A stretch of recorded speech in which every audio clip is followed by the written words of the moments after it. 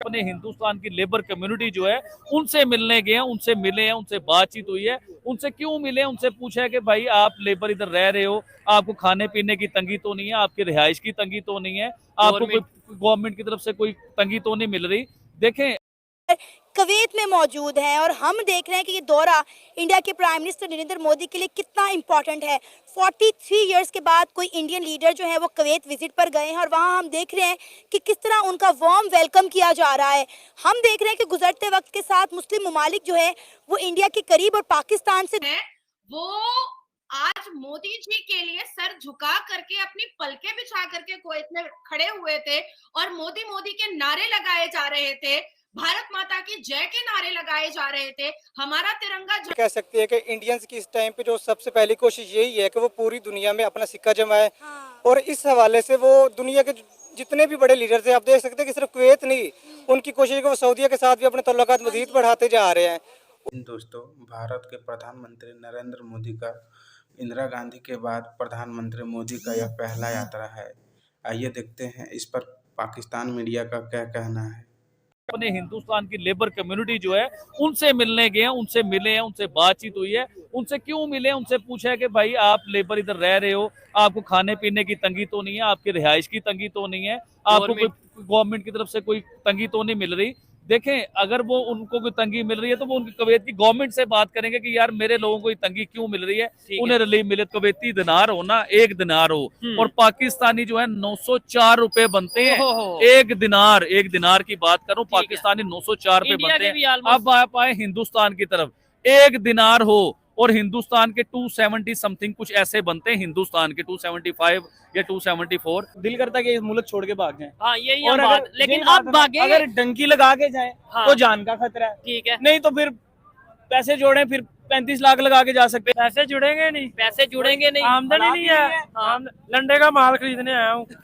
गालत के लिए भी नहीं है, खुद पुरानी उतार के वो भी साल लेके जा रहा हूँ। ठीक है, मतलब के हालात कभी भी नहीं सही हो सकते। क्यों? क्यों? कि हमारे अब्बा जुदाद में गैरत नहीं थी, अब हमारे अंदर भी सर नहीं। ये तो आप अपनी इंसल्ट नहीं कर नहीं, रहे हैं। मैं सही कह रहा मैं हूँ। आपको मीडिया सबसे 2 नंबर है। मैं मीडिया के सब खिलाफ हूं। आप भी मीडिया के अंदर है, नहीं, लेकिन आप लोकल है। नहीं मुझे, हाँ हम तो अपना एक हाँ, यूट्यूब चैनल है, आप सोशल सोशल मीडिया। आपने अपने बड़ों को, अबाओ जात को जो है ना हाँ। बगैरत कह दी है। नहीं, मैंने कहा गैरत नहीं थी। तो तो उससे वो बगैरत ही होते हैं ना यार। आपने और क्यों इधर लड़ाई करवानी है? हिंदुस्तान में अगर लंडा आता है, वो लंडा यूज करते हैं, लेकिन वो कभी ये नहीं कहते कि वो एजेंट है, यहूदी है, काफर है। लंडा पहनते हैं ना, लेकिन उन्हें काफर नहीं कहते। हम पहनते भी हैं, हम पहनते भी हैं, उन्हें बुरा भला भी कहते हैं। कितने की प्लेट है अंकल जी? ये कौन सी? ये आप क्रीम चाट 200 की है, क्रीम चाट, और ये चना चाट कितने वो की? 150 की है। 150 की। ये प्लेट का दही साइज बल्ले, क्या है? दही बल्ले। नहीं पल्ले पीछे ना, वो भी 150 के हैं। 150 के। आबिद भाई खाएं या फिर बाद में खाएं? अच्छा, आपको इन्होंने अंकल कहा, आपको बुरा नहीं लगा? लॉन्ग रेंज मिसाइलों का मामला है ये सारा। बिल्कुल ऐसे ही अब मुझे ये बताएं कि हिंदुस्तान ने तो उससे भी ज्यादा लॉन्ग रेंज के मिसाइल बनाए हुए हैं। ऐसे ही है। हिंदुस्तान की तरफ अमेरिका देख भी नहीं सकता, ना उसके ऊपर पाबंदी लगा सकता। क्यों नहीं लगा सकता? क्योंकि हिंदुस्तान भिखारी नहीं है, हिंदुस्तान कर्जई नहीं है, उनसे लेके नहीं खाता, उनकी एड के ऊपर पलता नहीं है हिंदुस्तान। अब पाकिस्तान जो है, देखें अमेरिका होता कौन है पाकिस्तान पे पाबंदी लगाने वाला? कहता है पुष्पा फ्लावर नहीं है फ्लावर, पुष्पा फायर है, फायर। अच्छा, तो पुष्पा प्रॉपर फायर ही नजर आता है उसके बीच में। हमने तो नहीं देखी है। और भाईजान मैंने देखी है, मैंने आपने अपने कहाँ घर में एक देखी? बड़ा प्रोजेक्ट लगा के उसमें मेरे, प्रोजेक्टर पे? हाँ जी, वाह मेरे जी वाह। बीवी बच्चों ने, मेरी पूरी फैमिली ने वो Enjoy। मूवी देखी है, पूरा एंजॉय किया और बड़ा मजा आया। इवन के मेरे मोबाइल में भी है पुष्पा 2 मूवी। आप मूवी दिखाने कुवैत में मौजूद हैं और हम देख रहे हैं कि ये दौरा इंडिया के प्राइम मिनिस्टर नरेंद्र मोदी के लिए कितना इम्पोर्टेंट है। 43 इयर्स के बाद कोई इंडियन लीडर जो है वो कुवैत विजिट पर गए हैं और वहाँ हम देख रहे हैं कि किस तरह उनका वार्म वेलकम किया जा रहा है। हम देख रहे हैं कि गुजरते वक्त के साथ मुस्लिम ममालिक जो है वो इंडिया के करीब और पाकिस्तान से दूर होते जा रहे हैं। क्या कहना चाहेंगे? जी मैम, इस हवाले से हम सबसे पहले तो ये कह सकते हैं कि इंडियंस की इस टाइम पे जो सबसे पहली कोशिश यही है कि वो पूरी दुनिया में अपना सिक्का जमाए। और इस हवाले से वो दुनिया के जितने भी बड़े लीडर थे, आप देख सकते हैं कि सिर्फ कुवैत नहीं, उनकी कोशिश है कि वो सऊदीया के साथ भी अपने तल्लुकात मजीद बढ़ाते जा रहे हैं। इधर वो पूरे इस्लामी ममालिक के साथ अपने तल्लुकात को मजबूत कर रहे हैं। इसकी सबसे बड़ी वजह तो ये है कि जो ये अरब कंट्रीज़ है, इनके पास सबसे पहले तो ये ऑयल के ज़खायर बहुत ज़्यादा है। बिल्कुल, जिस भी कंट्री के पास ऑयल के ज़खायर होते हैं, जाहिर सी बात है उसकी इकॉनमी जो है बहुत हाई होती है। और हम देख सकते हैं कि पूरी दुनिया में जो जितना भी ऑयल की प्रोडक्शन है वो इसी क्रूड ऑयल से होता है, जो कि इन अरब ममालिक से निकल रहा है इस टाइम पे। तो इंडियंस की यही कोशिश है कि वो इन ममालिक से वो चीज़ें अपने कंट्री में लाएं और अपनी इकोनॉमी को मज़ीद बूस्ट करें, और बूस्ट करने के बाद अपने आप को एक स्टेबलाइज कंट्री के तौर पर दुनिया के सामने पेश कर सकें। सर नो डाउट आप ये भी देखें ना कि ऑलरेडी इंडिया जो है मुस्लिम ममालिक के ऊपर छाया हुआ है। हमने देखा कि पिछले साल दुबई के अंदर इंडिया के प्राइम मिनिस्टर नरेंद्र मोदी ने एक हिंदू मंदिर का इफ्तिताह किया। उसके अलावा आप सऊदी अरेबिया के साथ उनके ताल्लुकात देख रहे हो। अब देखें कुवैत के अंदर 2 ऑथर्स ने रामायण और जो उनकी महाभारत है उनको अरबी में ट्रांसलेट किया है, यानी कि वहाँ के लोग इंडियन कल्चर के बारे में और हिंदुइज्म के बारे में जानना चाहते हैं, तो इन किताबों को जो है अरबी में ट्रांसलेट किया गया है। इस वाले से तो मैं ये बात करूंगा कि ये तो सबसे पहले उम्मत मुसलमान के लिए बहुत बड़ा अलमिया है कि वहाँ पे कुवैत में रह के वो एक इस्लामिक कंट्री नो डाउट, और वहाँ के लोग ये जानना चाहते हैं कि इंडियन मज़हब कैसा है, हिंदू मज़हब कैसा है, और वो हिंदुओं के बारे में सर्च कर रहे हैं। इसके बजाय इसके कि वो इस्लाम के बारे में पढ़े, इस्लाम को सर्च करें, इस्लाम के बारे में देखें कि वहाँ पास्ट में क्या चल रहा था, हमारे वो आबा अजदाद कैसे थे, वो उन चीज़ों को छोड़ के अब हिंदुइज्म की तरफ ज़्यादातर आ रहे हैं और वो ये जानना चाहते हैं कि हिंदुइज्म में क्या चल रहा है। तो ये उम्मत मुसलमान के लिए एक बहुत बड़ा अलमिया है मेरा ख्याल। हिंदू मजहब को पूरी दुनिया में जो है वो प्रमोट किया जा रहा है। हालांकि हम बात करें तो मुसलमान जो है एक बहुत बड़ी तादाद में पूरी दुनिया में पाए जाते हैं, लेकिन हम देख रहे हैं कि महाभारत को, गीता को, रामायण को कई जो है अरब ममालिक के अंदर पढ़ा जा रहा है, अरेबिक में ट्रांसलेट किया जा रहा है और वहाँ के बच्चों को जो है गीता रामायण पढ़ाई जा रही है। जी, इस हवाले से यही बात की जा सकती है कि इसके लिए तो सबसे पहले उस कंट्री के हुक्मरानों को सोचना चाहिए कि हमारे कंट्रीज में चल के आ रहा है, और दूसरे नंबर पे इंडिविजुअली पेरेंट्स को भी सोचना चाहिए कि वो बच्चों को किस तरफ लेके जा रहे हैं। देखिए, हम मुसलमान हैं, हमें नहीं पता कि हिंदुइज्म क्या है, हमने पढ़ा ज़रूर है उसके बारे में, जितना सुना है हमें उतना ही पता है, लेकिन हम कभी इतना डीपली नहीं गए कि हिंदुइज्म क्या है, ना ही हमें कोई तजस्सुस हुआ है कि उसके बारे में जाने। क्योंकि आपको पता है कि इंसान की साइकी है कि जब वो किसी चीज़ के बारे में जानना शुरू करता है ना, तो वक्त के साथ साथ ना उस चीज़ में घुसता चला जाता है, और एक टाइम ऐसा आता है कि वो अपने आप को चेंज करने की कोशिश करता है कि नहीं जी, जहाँ पे मैं था वो गलत था शायद, और जो अब चीज़ें आ रही है ये मेरे लिए नहीं है, तो मुझे इनको अडॉप्ट करना चाहिए। तो ये इंसान की नेचर में शामिल है कि वो हमेशा अडॉप्ट की तरफ जाता है, पिछली चीज़ों को छोड़ के वो कहता है कि मैं एक नई चीज़ अडॉप्ट करूँ। इसी तरह जो है कुवैत है वो भी एक नया एक्सपीरियंस करना चाहता है। वो कुवैत को न्यू कुवैत बनाना चाहता है, जिसमें उन्होंने इंडिया के प्राइम मिनिस्टर नरेंद्र मोदी की मदद मांग ली है। मोदी साहब ने बोला ठीक है भाई, कोई घबराने की बात नहीं है, हमारे पास स्किल्स हैं, हमारे पास टेक्नोलॉजी है, हमारे पास मैन पावर है।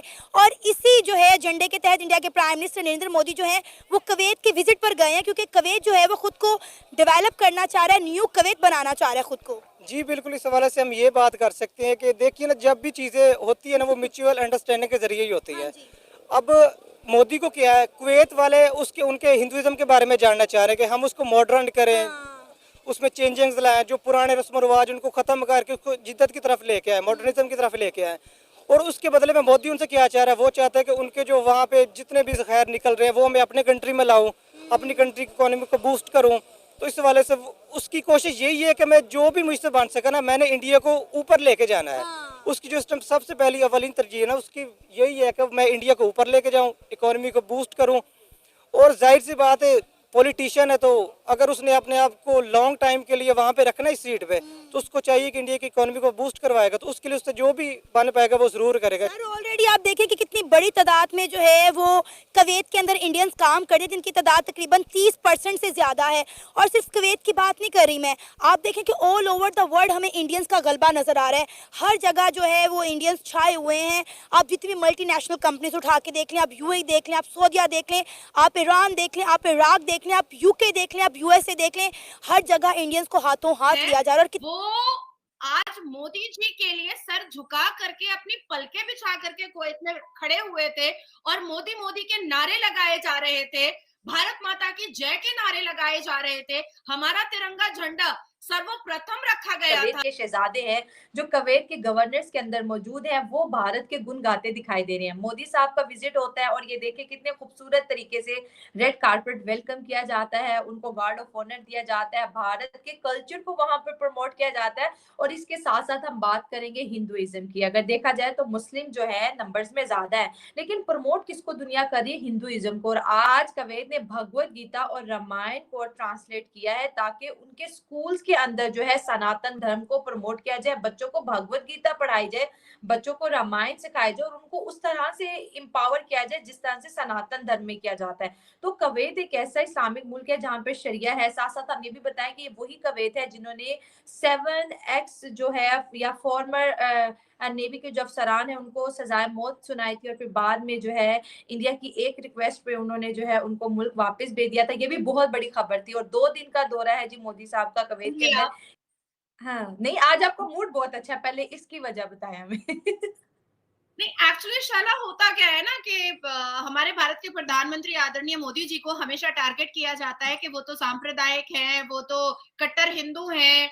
तो अभी जो इतिहास के पन्ने में खोलूंगी उसमें ये बताऊंगी कि कुवैत की लड़ाई हमेशा से मुस्लिम मुल्कों से ही हुई।